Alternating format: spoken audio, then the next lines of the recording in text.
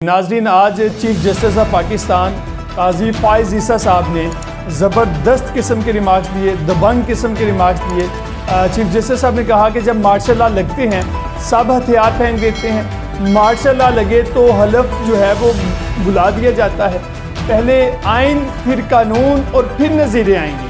Chief justice اور parliament کا اختیار جو ہے وہ آمنے سامنے ہے، وہ خبریں نہ پڑھیں جن کا کیس سے تعلق نہیں۔ اپیل کا حق ملنے سے تحریک انصاف کو کیا مسئلہ ہے، اس کی مکمل جو تفصیل ہے مختصر سی کر کے وہ آج کی جو سماعت تھی اس کا جو حوال ہے وہ آپ کے سامنے رکھتا ہوں۔ چیف جسٹس پاکستان قاضی فائز عیسیٰ صاحب نے کہا کہ چیف جسٹس اور پارلیمنٹ کا جو اختیار ہے وہ آمنے سامنے ہے، پہلے آئین پھر قانون اور پھر نظیریں آئیں گی۔ عدالت میں چیف جسٹس قاضی فائز عیسیٰ صاحب نے ریمارکس دیے کہ آج اس قانون کا اثر جو ہے وہ بالخصوص چیف جسٹس اور 2 سینئر ججز پر ہوگا، اختیارات کو کم نہیں بانٹا جا رہا۔ اس قانون کا اطلاق آئندہ کے چیف جسٹسز پر بھی ہوگا۔ چیف جسٹس کا اختیار اور پارلیمنٹ کا اختیار آمنے سامنے ہے۔ کچھ ججز سمجھتے ہیں کہ پارلیمنٹ اور چیف جسٹس کا جو اختیار ہے وہ آمنے سامنے ہے، جبکہ کچھ ایسا نہیں سمجھتے۔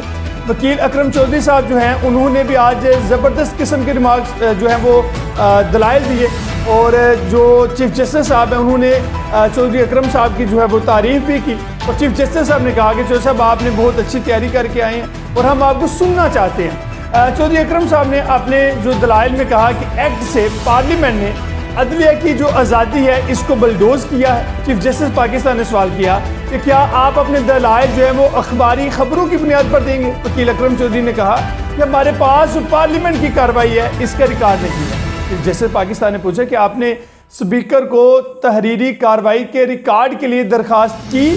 پارلیمنٹ اور عدلیہ الگ الگ آئینی ادارے ہیں، آپ نے خود اسپیکر کو ہاتھ نہیں لکھا اور چاہتے ہیں کہ پوری سپریم کورٹ جو ہے وہ بیٹھ کر بے بنیاد دلیل سنے۔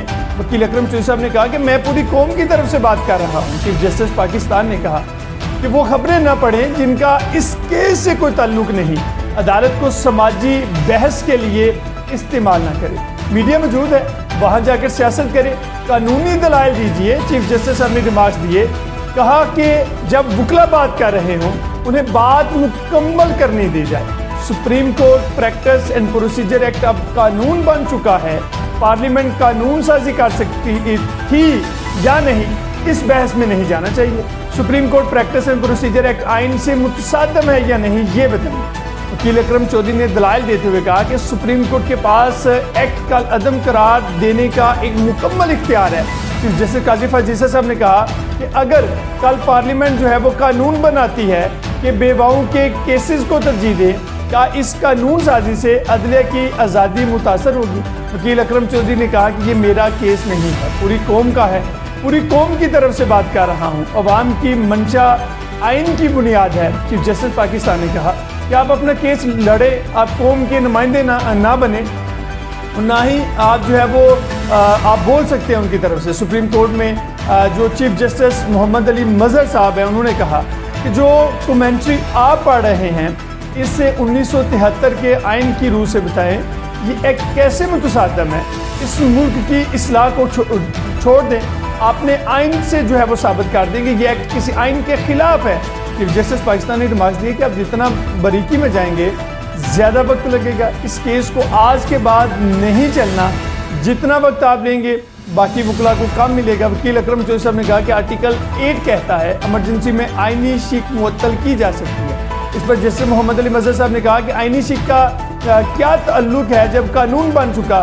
جسٹس سردار طارق صاحب نے کہا کہ پارلیمنٹ قانون نہیں بنا سکتا، پتہ نہیں کیوں، کوئی حوالہ ہے تو دے دے۔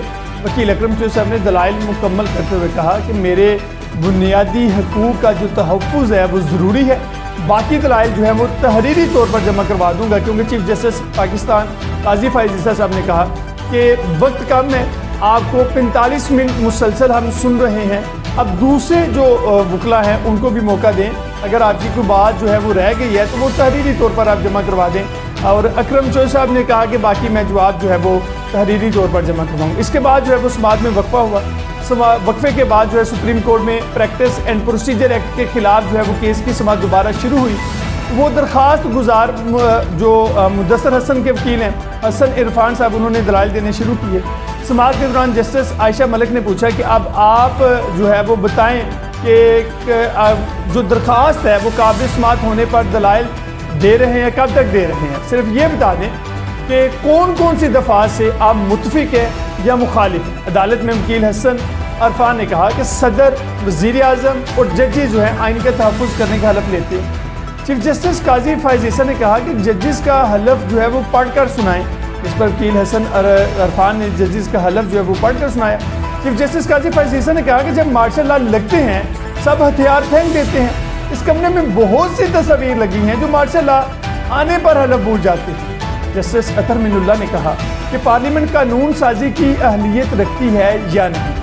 وکیل حسن عرفان صاحب نے کہا کہ پارلیمنٹ کے پاس یہ قانون سازی کرنے کا اختیار نہیں تھا۔ پارلیمنٹ سپریم ضرور ہے لیکن آئین کے بھی تابع ہے۔ چیف جسٹس نے کہا کہ حلف میں آئین کے ساتھ قانون کا بھی ذکر ہے، اسے مد نظر رکھیں۔ مارشل لا لگے تو حلف بلا دیا جاتا ہے، پارلیمنٹ جو ہے وہ کچھ کرے تو سب کو حلف یاد آ جاتا ہے۔ مارشل لا کے خلاف بھی تب درخواستیں لایا کریں، وہاں کیوں نہیں آتے؟ جسٹس قاضی فائز عیسیٰ نے کہا کہ پارلیمنٹ کہتی ہے انہوں نے ٹھیک قانون سازی کی۔ پارلیمنٹ نے کہا کہ سپریم کورٹ کا جو اختیار ہے وہ بڑھا دیا گیا۔ کیا آپ کا موقف ہے کہ اپیل کا حق نہ ہو، سپریم کورٹ جو فیصلہ کرے وہ حتمی ہو؟ وکیل حسن عرفان نے کہا کہ میرا یہ موقف نہیں ہے۔ جسٹس نے کہا کہ نظر ثانی میں اپیل کا حق ملنے سے آپ کو کیا تکلیف ہے؟ وکیل حسن عرفان نے کہا کہ میرے جو قانون کی رسائی کا حق ہے وہ متاثر ہوگا، کل کو سماجی اور معاشی جو اثرات ہیں وہ اس پر جو ہے مؤثر انداز ہوں گے۔ جسٹس اطہر من اللہ نے کہا کہ انصاف تک رسائی کے حق کی پارلیمنٹ کیوں نہیں بدل سکتی؟ کیا آپ مثال دے سکتے ہیں؟ غیر منتخب ادارے کے رولز منتخب ادارے کے بنائے قانون سے بالا ہیں۔ وکیل عرفان حسن صاحب نے کہا کہ پارلیمنٹ پر اگر قدغن نہیں ہے تو اجازت بھی نہیں ہے۔ چیف جسٹس صاحب نے کہا کہ بنیادی بات ہے قانون میں ایسی چیزیں ہیں جو غیر آئینی ہیں تو کال عدم قرار دی جا سکتی ہیں۔ بس اتنا بتا دیں کہ کیا پارلیمنٹ کے پاس قانون بنانے کا اختیار ہے یا نہیں۔ وکیل درخواست گزار حسن عرفان نے کہا کہ سپریم کورٹ آفس کے فرائض کو ایسے قانون سے ریگولیٹ نہیں کیا جا سکتا۔